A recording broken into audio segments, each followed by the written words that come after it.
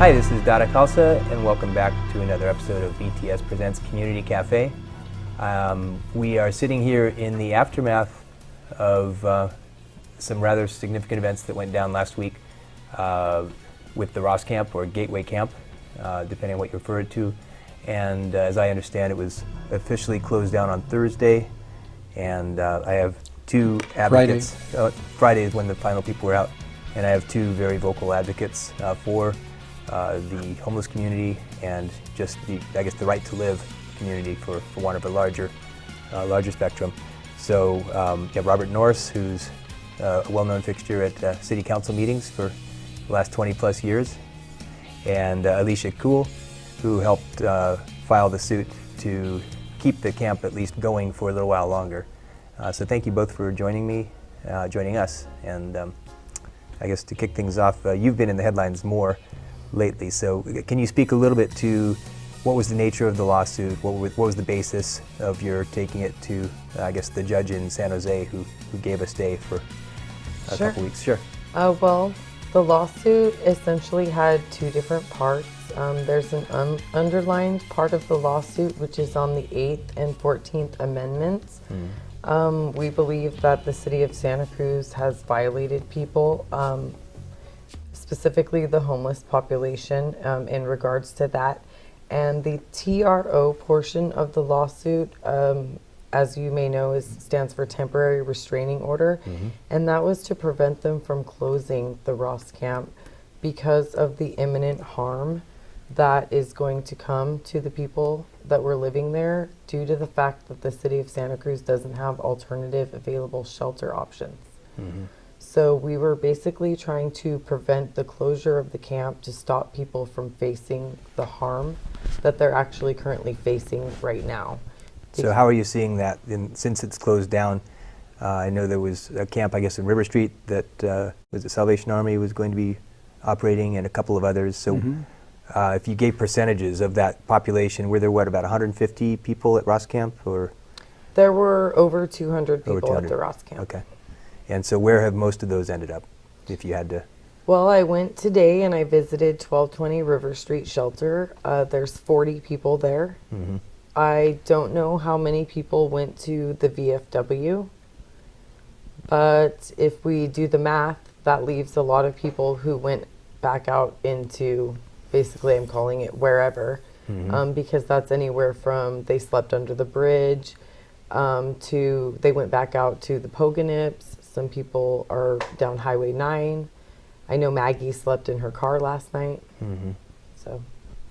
Okay, and the basis was 18th. Can you summarize just in a phrase the 8th Amendment, 14th Amendment? So 8th Amendment.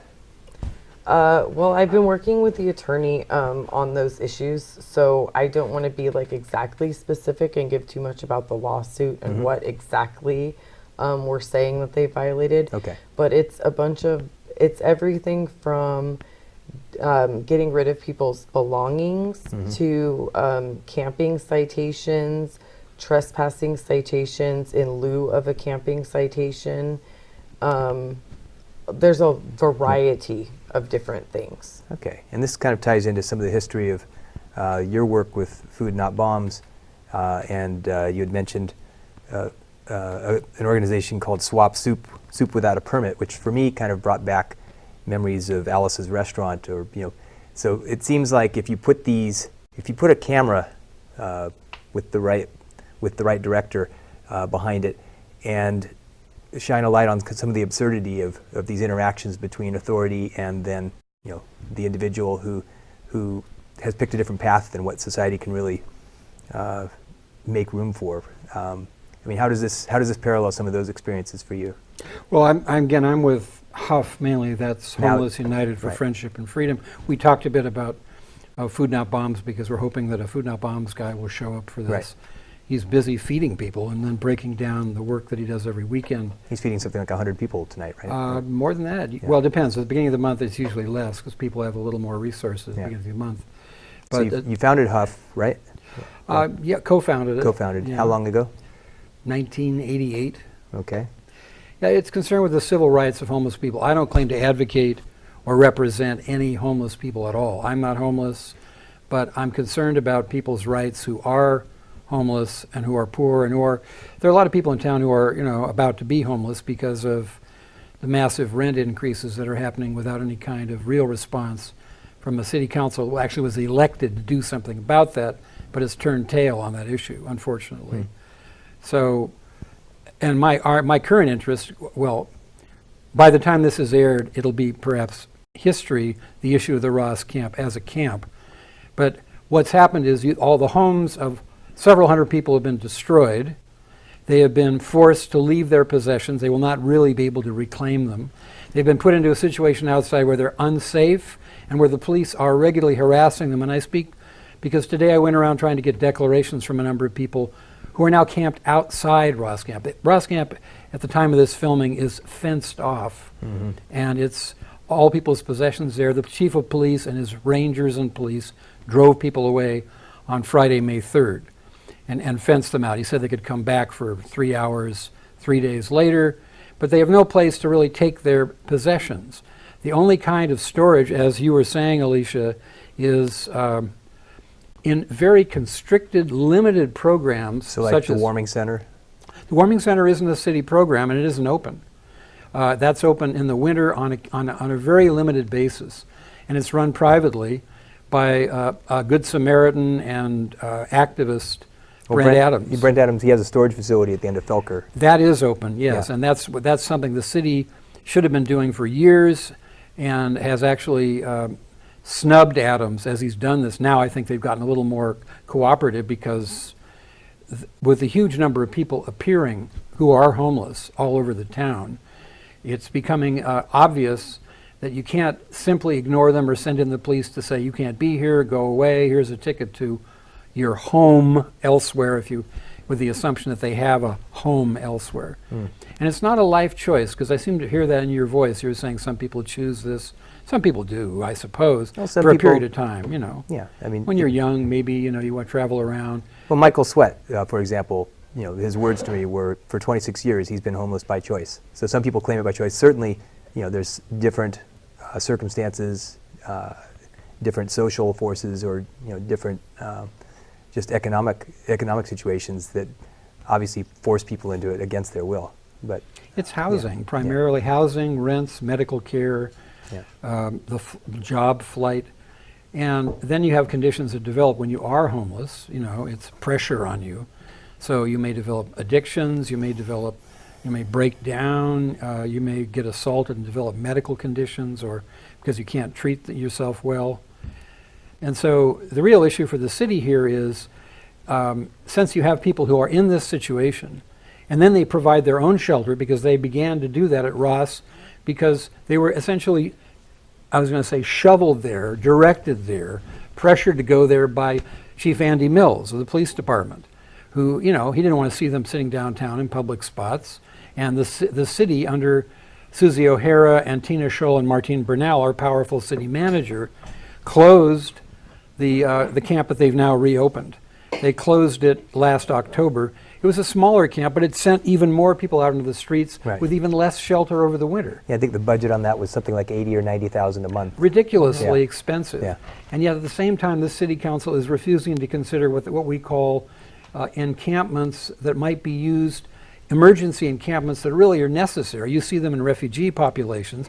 We have a population of refugee people here, many of whom are from Santa Cruz, some of whom are not. But a lot of the people who are housed are from Santa Cruz too. They come here, they buy homes, and so forth. So my concern is the civil liberties of these people, and that's what Alicia is also working with in terms of making sure that people's right to not to be treated in a cruel and unusual punishment fashion. That's what the 8th Amendment is. And you asked before, 14th Amendment is the right to due process, so that you aren't just told, get moving or get out of town because you're homeless. There was an important court decision last September around that called the Martin versus Boise decision, back over in Idaho, which said in essence that unless a town can provide shelter, you want to take that one? Oh, well. Was that the right to camp, basically? It's the right to not to rest. You don't even have to camp. Santa Cruz has a whole myriad of laws that stop you from sitting on the sidewalk, sitting on a bench for more than an hour, lying down downtown anywhere, anytime on a sidewalk is illegal. They just removed 6 benches. Benches are removed from the metro, 6 of them, in order to, very candidly, because homeless people have been a problem. Bathrooms are closed because people take shelter in them, because they've got no other place to go. This is one of the reasons that one of the bathrooms that was open for 24 hours across from New Leaf Market for 6 months was then closed down, not because people were shooting up in the bathroom or dangerous for children or anything of that sort, but because there was a woman who went in there and she kept sheltering herself there because it was the middle of winter. She felt she had no other place to go, and that's what she went there. And the Parks and Rec and the police got tired of meeting those calls. When people kept saying, "I want to use the bathroom. Can I get in there?" Late at night. The facilities at Ross, there were 8 or 9, 8 porta potties, 2 of them disabled. More porta potties than has been allowed anywhere else in town up to the time of the Ross camp were set up there finally because of the concentration of people. It became evident that there were people there that had to do basic functions. They're all gone tonight. There's no bathrooms there anymore, and they have not been replaced anywhere else in town. But they still have campers. There's a number of people still, unfortunately, camping around that area, and now they have no restroom. Okay. So how would you like to see this resolved? So you've advocated for keeping the camp open. It sounds like due to essentially the pressures on largely from the taxpaying community. There's a big swell of not in my backyard. When it was supposed to go down to Depot Park or was it Lot 24 or whatever it was down there. One concerned business owner basically petitioned and got 100 people down there. So there's obviously a lot of emotion on both sides. So what do you propose, or what do you envision as a long-range solution? At the time, we had an agreement that they would help us clean up the area with the use of Parks and Rec, and that we could have cleaned up the Ross camp and kept it where it was. This was agreement with the city? Right. It was with Susie O'Hara and with the fire chief. And we had several meetings with the Ross Camp Council, which is several people living at the Ross Camp who came together to form a council and meet with the city, speak about their needs and the current situation. I think Michael Sweat is one of those, right? He is, yes. And so we had an agreement that Parks and Rec would come in, help us clean up any issues that were in the camp to make it cleaner and a safer area for everyone. And when it was time to show up with Parks and Rec, Susie never furthered the conversation. She basically just did not provide that. And the next thing you know, they were filing the ex parte to abate the health and safety issues at the camp. So, I mean, obviously the time for saving the Ross camp, I believe, has come and gone, but I feel like the city needs to really take a look at providing an alternative shelter option, like a transitional encampment, because... Almost a sorting center, basically based on needs, routing you to, whether it's... Well, something similar. I don't know if you're familiar with Dignity Village in Portland, Oregon. I've heard it mentioned. But it's a self-governed encampment, and it started out with tents and basically grew into little tiny houses. And they have a rule structure. It's like 5 basic rules. It's managed within the encampment. They don't get very much help from the city at all, so it's very, very low cost to maintain. And I really feel like the city needs to look at something like that, which is kind of lower on regulations, rules and regulations. So it's fairly low barrier. Right now, they're only offering 1220 River, the VFW, a couple of other places like Laurel. There's Rebley, which is for women and children and families. And so... How many beds did you just mention? Well, I'm not sure the numbers. I don't have them in front of me. Yeah. Actually, I can't say I'm not sure of them because I actually do have the numbers. They're just not in front of me. But the problem is the vacancy rate. Rebley is almost always full. It's only for families. They have a really long waiting list. Yeah. We have the Paul Lee Loft. and the Page Smith. Those are both, there's people been trying to get into those for years. So they have really long waiting lists. I've heard multiple stories of people taking all day trying to get into the VFW. They have a really long line. You can only take I believe it's one bag with you of your belongings. So if you have a lot of belongings, you can't go to that shelter. They search you to get in there. Same thing with 1220 River. They search you. It has barbed wire.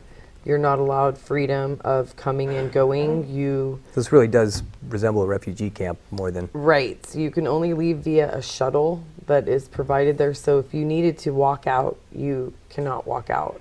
Visitors are not allowed. Right. Visitors are not allowed. Outside, like if I were to bring somebody food, I cannot do that. Which could be done at the Ross camp. Community actually got together to help out. Right. This will not be allowed except through a very structured, a limited process through the Salvation Army. But the answer to your question, as far as I know, which was provided in court under penalty of perjury a week ago, Friday actually, a week ago, was there are less than 200 spots. Total number of homeless people in town is somewhere between 1,000 and 2,000. And in the Ross camp, as you said, at least 200. And so the notion that they can address the Ross camp is ridiculous. The notion they can, and also at the same time even consider other homeless people in town is absurd. And they have been finessing these figures for years because they don't want to provide this. Part of this is the mythology of the magnet effect, which you probably heard about, which is that if you allow people, treat people like in a decent and human fashion, this will be mistaken as some kind of entitlement or as a form of additional benefits, or people will rush to town to sleep on the sidewalk. Yeah, I hear that all the time. I mean, and it actually has been shown to be false in other cities where, for example, they removed sleeping bans because there was a court that ruled in Florida 20 years ago on the so-called Pottinger decision that you can't arrest people for sleeping. It's similar to the decision that we spoke about a moment ago, the Martin versus Boise decision, that you have to have adequate shelter before you can start giving people tickets for falling asleep. You know, you can arrest them for real crimes, of course, but you can't arrest them for doing what they have to do. And this is, in Santa Cruz, of course, the way the authorities are dealing with this is that they're creating other crimes to arrest people for who are actually just trying to go to sleep. So for example, if you go to sleep in a park after dark, we won't arrest you for sleeping, we will arrest you for being in a closed area. And I think how many people are set up at the Benchlands right now? Nobody. That was only for a week. That was just And the current shelter is only until the end of June at the River Street, at the River Street campground. And so is there talk of, I mean, is there a location that you think, I mean, obviously one of the problems with the Ross camp was its visibility. I mean, in terms of numbers, I mean, even if we take the high figure of 2,000 homeless people, that's 10% of the homeless population there. So it was more symbolic than anything else. But I know, in a tourist town, the hotel lobby is pretty strong. There's a lot of TOT, transient occupancy tax. Ironic the word transient there, but there were reports of complaints of people saying we're not going to come back. There's too much homelessness here, quote unquote. How they see it. So is there a way that you could see, for example, Dignity Village? Where does that if we look at a successful model, that sounds like the closest thing that exists, at least on the West Coast. Where is that located relative to the main town of Portland? It is kind of off on the outskirts of town, I believe, not necessarily right in the middle, but I don't believe it's like out, But it's not hugely visible, so maybe if there's something that could, is there a location here that... But I do believe it's close to a neighborhood because I remember reading that their neighbors have come to enjoy them being there. Yeah. So it is close to other people. Well, and I think, if it's properly managed, Michael Sweat came on the show, and I was very impressed just with his bearing, his level of engagement, his obvious intelligence, and very articulate. So, I think one of the reasons I enjoy doing this is coming in contact with people who, we're on completely diametrically opposed paths in terms of our career paths. But at the end of it, when I hear or experience firsthand the people who are making a difference, Brent Adams, the storage facility that he's got there, it's every other member in the building had said, no, he's been great for the building. Neighbors are saying, well, this is bad because it's bringing more homeless traffic to the neighborhood. Have you heard that from neighbors recently? I have. But the actual people in the building say, no, they've been good. He is able to engage and with a mutually respectful dialogue and get essentially better cooperative behavior, better relationship, and they've seen actually an increase. So I wonder if that attitude was brought out more to the community to change just the perception of it a little bit. If that could somehow be part of a bigger solution. So your approach, aside from filing this or helping to file this lawsuit, what's your approach been for the last? How long have you been involved with the California Homeless Council? About approximately 4 months with the California Homeless Union. Yeah. But I've been in Santa Cruz about 15 years. I actually lost my house in October, and I live in an RV. So that's in a way how I became sort of active in this. I noticed the way that overnight you're basically treated differently in the community. How did you lose your house? From a negligent landlord. My landlord was renting about 8 red tagged units up in the mountains. He's fairly known by the county of Santa Cruz. They were going to demolish the units, and so I could fight an eviction and essentially lose at the end because you can't live in a red tagged unit. And it would have been, no fault of my own, but it would have gone on my record. Right. So I just packed up my stuff and moved out. And that's when you became an activist. Right. Well, shortly thereafter, Yeah. I started getting notes on my RV. I started noticing how I got a lot of police harassment. I was parked by the donut shop. One night, I had the police come twice to my RV, accuse me of being a drug dealer because the neighboring businesses didn't like an RV in the area, so they were making calls. And they were saying whatever they could that was outrageous to get the police to show up. And so I started realizing, hey, there's a problem in this community. And you've lived here how long? About 15 years. So to say, why don't you just find another place to live would mean leaving all your friends, leaving your social network. So not a valid option in your... Well, no, this is my home. Yeah. I mean, I've lived here longer than I've lived anywhere else. My children were born at Dominican. I mean, where would I go? I would be completely, like a fish out of water somewhere else, I think. Yeah. And I'm not willing to do that. Some people are, I'm not. So what's the next step? I mean, what's being done in the wake of Camp Ross? So when's your next meeting with City Council or with the fire chief? Well, City Council is useless in this issue. If one or two of the council members are actually speaking up on issues in a solid way, trying to establish, let's say, the right for private agencies to work on encampments. To call them transitional encampments, by the way, is a phony label. There's nothing to transition to. There's no housing in Santa Cruz to speak of for the people, or in San Francisco and other cities. You have this huge, increasingly wealthy market where real estate profiteers, if you'll forgive the expression, are making significant amounts of money with this stuff. You probably know more about this than I do. But the basic human needs are being ignored, and long-time people who have lived here a long time are either moving away or becoming homeless. We've noticed this with activists, for example, who were involved in the rent control campaign of last year. And they can also be penalized by landlords for their political activity. But have you specifically seen that? I've heard about it from activists who are in public office, even who've gotten into public office. They're told their lease will not be renewed, and they attribute it to their political activity. I'm just getting their opinion. I haven't gone to the landlord to get her or his opinion on that. Yeah. But the issue also is really not a matter of going to the city council, not a matter of going to the charities. It's a matter of people themselves, just as workers organized, years ago.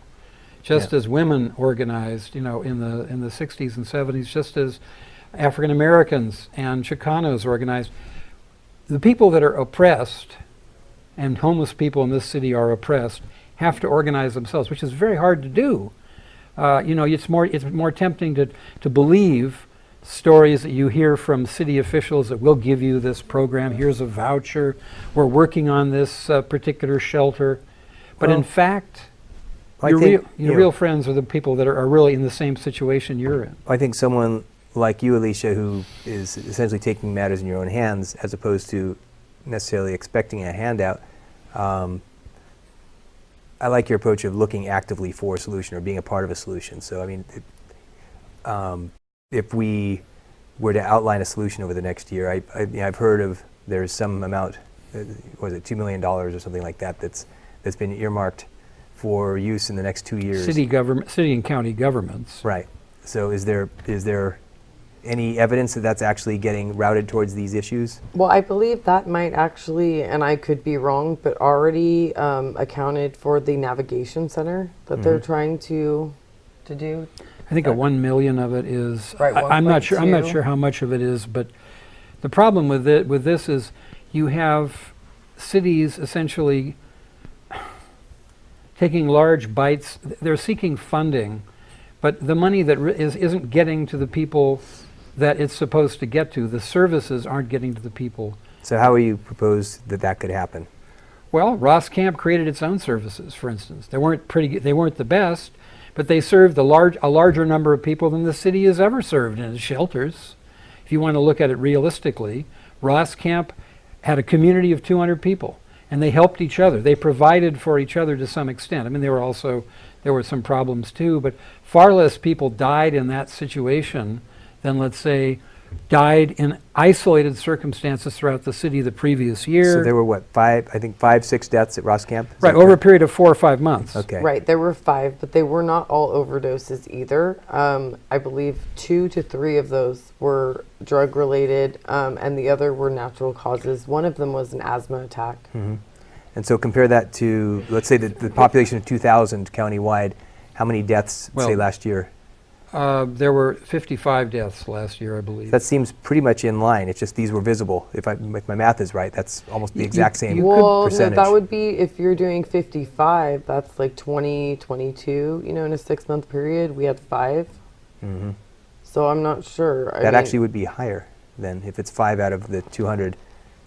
55 compared to 2,000. No, they would have had, in a 6-month period, that would have been 22, right? I mean, if you take 55 it's a broader population. Yeah. If you got 200 and you have 5 deaths, that's and we don't right. We and don't 10 have times all as the many numbers, people. That would be 50 deaths. Yeah. So it is to some extent equivalent, but it certainly isn't worse. It's similar. Yeah. And also you have cases where people can in essence help each other. Although, you have to consider also the negative impacts of well, I think as well. That's a key thing. If you could see it going somewhere, the key thing being help each other. And if, we can use examples like Dignity Village, where people are progressing to somewhere, not just existing at this state where they're not contributing, essentially. And I think that'd be probably the big rub that, the typical taxpayer will say as well, why do these guys deserve, if they're not working, et cetera. So a lot of them helping are people, working, helping, the working homeless. I mean, we're talking about the and minimum wage. I hear that a lot, like they're not contributing, but Right. I think they are contributing in many ways. So how can we raise awareness of that more and let that focus be on helping people? Because these are, I'll volunteer in my daughter's first grade class and I'll think, okay, this kid's going somewhere, this kid's not necessarily going somewhere, and I want to figure a way, how do we help bring everybody up? And well, again, I guess I take issue with the idea that you have to please people in a middle class position who are comfortably situated or relatively comfortably situated in their own homes. They have their standards. When they don't see those standards in this camp, they immediately assume the worst, and we're just going to eliminate this. And until these people start behaving in ways that we think they should behave, then they don't have a right to live, they don't have a right to survive, they don't have a right to basic rights and basic, I don't want to say housing, but to make their own tents, for God's sake. Right. I mean, and that is in essence what you see the argument you're making is that, well, let's have a nice little, middle class situation, and if they can do that, that will be a good thing, and let's all work on that. I've got no objection to people working on that or want to work on that, but in the meantime, there are a lot of people in a lot of different situations who need a place to be. And they do need the place to be, even if they're not going somewhere, Right. they need a place to be. And that is what is being denied in a lot of the rhetoric that you'll see in the Sentinel and other publications. I think if we could see a sense of progress, that would help, because I think there's a sense of hopelessness on both sides, a hopelessness amongst the homeless that this is never going to change, we're never going to get support, and a hopelessness on the part of the community is like, well, this is just, if we just keep inviting people, quote unquote, that whole myth. I think if there could be a sense of the lifting up of amongst helping people helping other people, whether it's homeless helping other homeless or whether it's activists who have homes, helping this go somewhere positive, Well, more people- positive than what it is. People help each other when they're in a communal situation, or at least they're doing better than when their communal situation is destroyed, as happened this last weekend in the Ross camp, and that's why you have to understand. You have to allow those encampments to form and exist. And if you don't like where they are, then you propose alternatives where they can actually go. And that has not been done in the city of Santa Cruz. So we got about a minute left. So then I'd ask the question, so are there any nominations of where that, knowing the different locations that have been discussed, any nominations you would put forth for the city council to consider? There are 600 locations around town that the city found. But Right. Susie O'Hara and Tina Scholl, the two go-to women on this issue, essentially said it could only be Depot Park. Well, they had 3 of them, but that they eventually narrowed it down to. Any other place, since that didn't obviously pan out? Well, I mean, I guess I should roll out their roster of places. There's all kinds of vacant land all over the city in different places. There are large greenbelt areas. And I think we would have seen the progress that you're talking about if we had gotten some of the support that we were asking for from the city. Like, I asked for potable water a dozen times. I mean, we didn't have a shower facility there. There were multiple things that we were asking for that the city could have offered in support, and would have been a much more thriving community. And especially for women, I mean, safety is a huge That was an concern. issue we brought up in court. Yeah. So, okay. Well, thank you both. Obviously, we haven't solved any issues here. Or perhaps the real estate industry can get into this. They do to some extent, but not to the extent that I would like to see. Oh, good. So, yeah, Well, get to it. I'll work on that. Thank you both. I really appreciate the work Thank you you. both do. Thank you. And thanks for being on our show. And thank you as well for viewing another half hour on public TV when you could have been elsewhere. We appreciate that.